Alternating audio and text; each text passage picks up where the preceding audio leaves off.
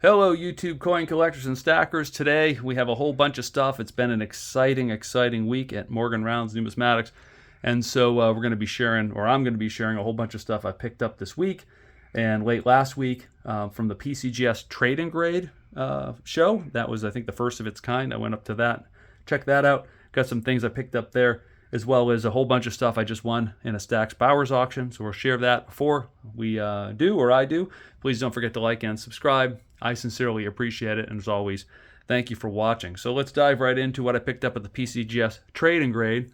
The first one here is this really dripping with luster 1927 San Francisco Peace Dollar. You don't generally see these in this condition. This is like, I would say, AU 55, like, conservatively. It's probably a fair grade for this. But the luster is certainly the kind of luster you would see on an unk coin. So this lady was just jumping out of the case at me. The way the light was hitting it, or whatever, I was like, I need to see that coin. I already had this in my set, but I was able to upgrade it with this one. And I think it's a very nice coin. Very nice example of a tough date to get in higher grades. Next, while I was walking the floor, I saw this little guy.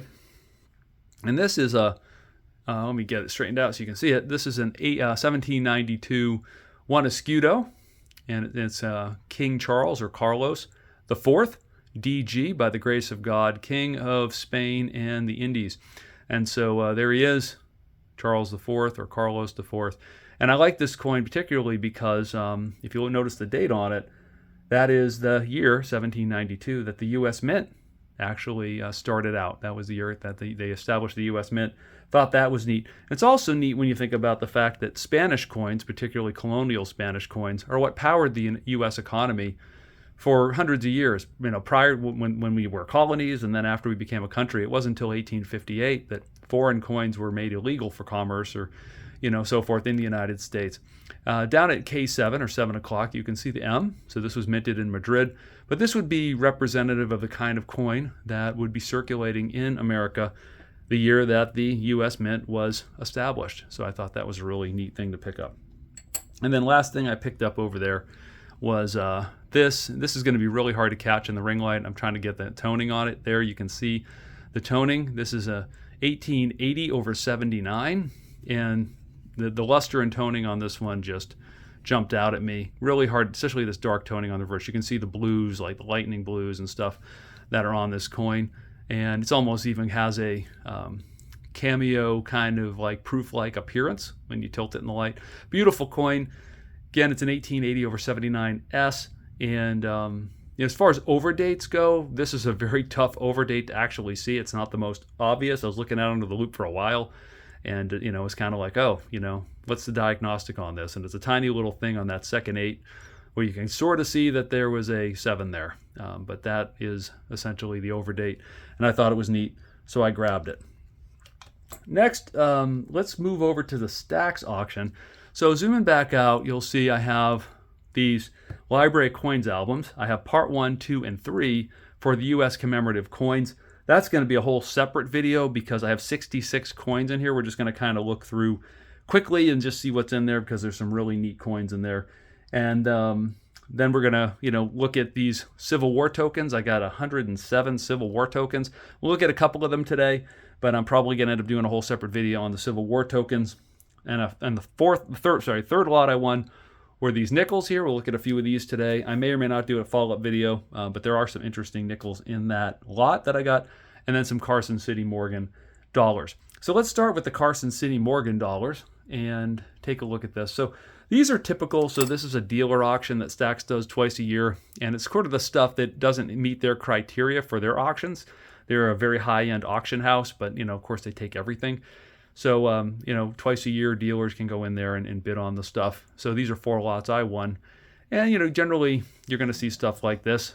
In a circulated 1883 Carson City dollar, we have some marks on the cheek there and some other things. But, generally, a desirable, I should be able to sell this one pretty quickly. We have another one here. This is an 1890, a little bit better date. We see we have a scratch in the hair and some issues with it. These are all down in sort of the VG fine range. Maybe knocking on very fine, a couple of them. but not much beyond that. They're typically hanging out down in that lower range of like VG kind of range, plus or minus 10% on these. And there's a lot of these common ones here. These 1883s, 80 and 84s are very, very common, particularly in mint state. I have several of these in my own collection that are, mint state uncirculated, and GSA holders and in PCGS holders and other things. Another pretty common date. A couple of good dingers on the cheek there. This one looks like it could have been polished. All of these had PVC on them. I had to go ahead and restore them before the video, so that was done ahead of time. And this one I'm going to keep for my collection because I needed an 1880. So this one gets added to my collection until such a point as I can upgrade it. So there are your 6 Morgan Carson City silver dollars, and I just love the sound of them as you're pinging them down there. Next up, we have the Civil War tokens, and I'll zoom back out and kind of swing over, and you can see the pile over here. This is all Civil War tokens, and there are a couple of more interesting ones that we'll look at right now. And so, we have a couple like that are oversized. So this is a much bigger one. This Loader and Company, New York. This brass, much bigger. Not in the best shape. Definitely has seen better days. But this one was a little bit different. And the other one that was oversized relative to what you normally see is this one. And to give you some, let me take it out of the flip here so you can look at it better. And then we'll compare it to what you would normally see for a copper Civil War token. So, here's the size difference. So this one here is much bigger than what you would normally see. And this is closer to what you would normally, I don't know, I get eyelashes on my glove all the time. So that's an oversized one. So those two were pretty interesting. And this big one here is actually for an Undertaker. So this was a store card for an Undertaker, which I didn't have one of these in my set. So I thought that was an interesting thing to add, particularly on the week of Halloween, is to add the Undertaker token. The other thing we have is sort of post-Civil War are these medals. And these are sealed in here. I would take them out, but I'm going to leave them sealed. And we have Lincoln on one side, and then we have his hat on the other side of this one. And then we have a bunch of these which are more common, which is Lincoln on one side and Washington on the other side. So I have a bunch of these as well. And that's just generally some higher end ones. Again, it'll be a separate video we'll go through and look at. That's a store card. And a store card, for those of you who don't know, was, it was basically an advertisement for a store, so they would advertise on these tokens. There's a George Washington one, and so forth. So let's kind of move on from the Civil War tokens, but there's just a ton of them to go ahead and look at. And let's move on to the nickels. So the first thing was we got in here 17 of these 1883 no cents. So if you remember the no cents, the original ones they didn't say cents on them, and people were allegedly gold plating them and trying to pass them off as $5 half eagles because they kind of look like that.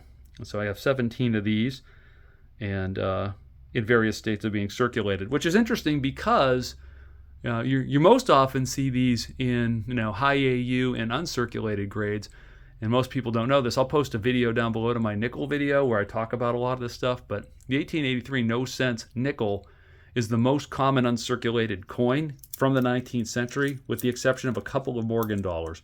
So it's a very interesting coin in that way. But they were saved because when they figured out that when the government figured out people were gold plating them, they went and added cents. And you can see it down there with cents. And I'll show you one without cents. You can see them next to each other. They made a slight modification on the design, and there they are kind of next to each other. That one on the left has got a nice series of scratches on it, but these are, not very expensive coins. They're pretty cheap. I'll be selling them pretty cheap. And this one with cents is in a nice higher grade, and because no one cared about the with cents, everyone hoarded the without cents, higher grade with cents V nickels from 1883 are worth a lot more money generally. We also have, and I'm just reaching across here to grab them, a fair amount, although this one's got some nicks and stuff on it, but here's a 1891 in pretty good condition. I would say that that's a low AU coin. Definitely has some nicks and bumps on it, but it's got some mint luster on it still. It's generally a pretty good looking coin for 1891. This one's a bit better. This one is a 1900, and you can just see the difference. Yeah, it's probably AU coin, but you got a lot of mint luster on it, lots of good detail, and just generally a very, very pretty coin. And we have several more like that. One of the best ones being this 1905, although it does have a big rim ding at the top, which is unfortunate, because otherwise it's probably the best coin in the lot of V nickels other than this 1912. Excuse me. And the 1912, as you know, was the last year, if you don't count the 1913 nickels, of which only 5 were made. We also got a nice pair of, and I'm just keep reaching across the camera, but it's got so much stuff, it's just sort of spread out, of the shield nickels. We have one from 1886 and one from 1887 on the right there. And the one from 1867, flip it over here, this one's got an interesting thing going on with it, where it looks polished kind of, but not really. And it's got squared off rims. I don't think this is a proof, but there's a chance. I don't know. I need to take a closer look at it to determine. But generally, the proofs have more squared off rims, and this one on the right here definitely has more squared off rims. But both of them are pretty decent coins. The only thing on this one here for a diagnostic is you'll see on the 5 there, you see those kind of 3 spiky things coming out. So when I look at the diagnostics for a proof coin, none of them have that. So that would probably mean that this is not a proof. If it were a proof, it'd be very valuable. So very unlikely it is, but it has those sort of attributes about it. Next up, we have a series of buffalo nickels, or Indian head nickels. A couple of nice ones here. This 1937 is just a really nice coin, nice condition. It's not rare, but 37S, and look, you can see the luster on it. Very pretty coin. This 1913 S is a really nice coin. It's really hard to see, but this one has beautiful, beautiful toning on it. All sorts of different colors. You can kind of see it there. It's a stunning coin. This one's probably going in for grading. Let's see if I can get it up here so you can really see it. It's got blues, and you can see the blues and oranges, and it's really, really pretty coin. Speaking of that, we have a couple of other ones that were interesting. This one, I went ahead and put the designation on it. You see 37 S over S over S RPM 1. That didn't say that when I won the coin, but I was looking at it under magnification. I threw it under my microscope, and it's really hard to see here. I may throw this up on the microscope in another video, but that's a very clear S over S over S, where it's in your face. And unlike that 1880 over 79 overdate on the Morgan Dollar, where you're kind of going, you don't really see it. This one's in your face. So that was kind of a nice little discovery as I was going through the nickels. Any other nickels? We got this one here. It's kind of beater, but better date. This 1888 is a better date, but you can obviously see it's seen better days. So it's a better date that's seen better days. And let's see what else we have here. Oh, I almost forgot. One more that I thought was fun. And this was just kind of mixed in here, but this is a 1942 proof that was just mixed in this nickel lot. And, these are, fairly scarce. This one here is, at the lower end of the proof range, probably like a 62, but it's definitely a proof. And it's a type 1 proof, meaning that it's the, intended 25% nickel, 75% copper alloy. And we know this because it doesn't have the big P over the Monticello. We can also see how well struck it is. This is full, steps on this.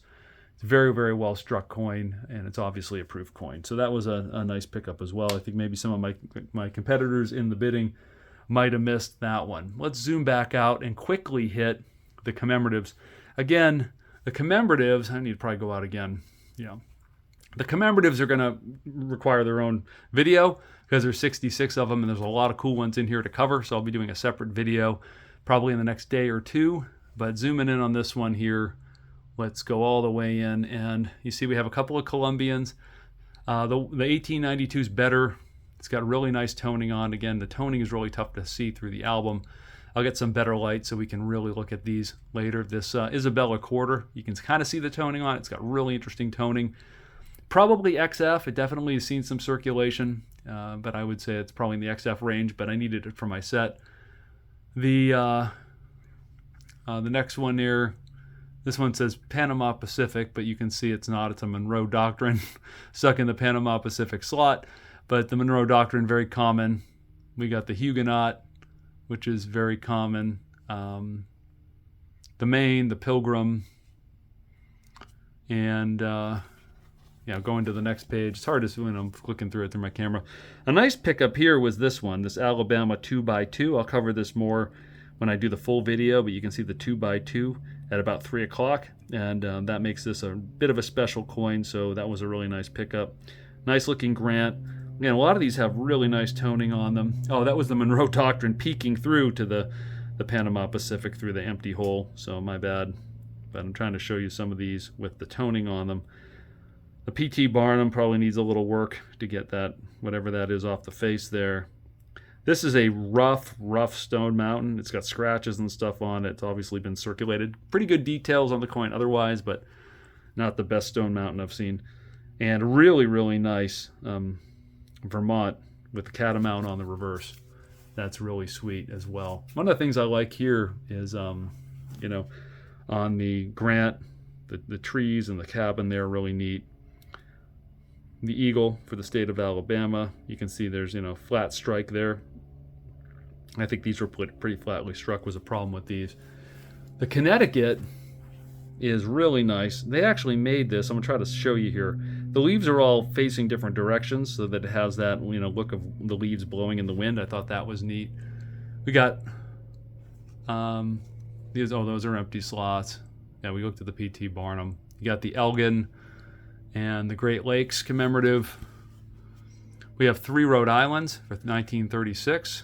We have the South Carolina, just the one. The Lynchburg, which you can see the luster on that. This really nice Long Island. Really nice luster on that guy. And that's the end of book 1. We get into book 2. This book's a lot more empty. We just basically have the York, Maine. Again, nice unk. We have the Iowa, nice unk coin. And then we don't have anything until we get to the one Oregon Trail. We'll see all these empty slots here, but we have this one Oregon Trail, but it's a nice one. It's a really attractive coin. And that would be the only one other than this Boone. And the Boone here has beautiful toning. You actually kind of see it there, the blues all around the edge. And then this one wraps up with 3 more Boones for 1937. And look at the mintages. It's like crazy. 2506. And we'll talk about this a lot more in the follow-up video. And last but certainly not least is part 3. I think part 3 is the least interesting because what we have is we have this crazy run of Arkansas. So we have all the 35s, all the 36 Arkansas. They took out the 37s, which is, better date. And we have a couple of the 38s. And this is the least exciting of the albums. It's the most full, of course, as well, because we go right. The 39 Arkansas are pretty rare. Look at that, 2104. So crazy low mintages on these ones. Then we get into the Bookers, lots of Bookers. That one there, that 47S, it's one of the nicest Bookers I've ever seen. But these Bookers are all pretty nice. And you can see the low mintages, 8005 on some of these, 6004. And then 7004. And then we have a full page of Washington carvers. So I'm going to do a whole separate video on the Library of Coins books, and we'll dive into the history of each of those coins. I'm going to go into some pretty good detail on what all of those are. But I really appreciate you guys watching. As always, don't forget to like and subscribe. Happy collecting, and I'll see you soon.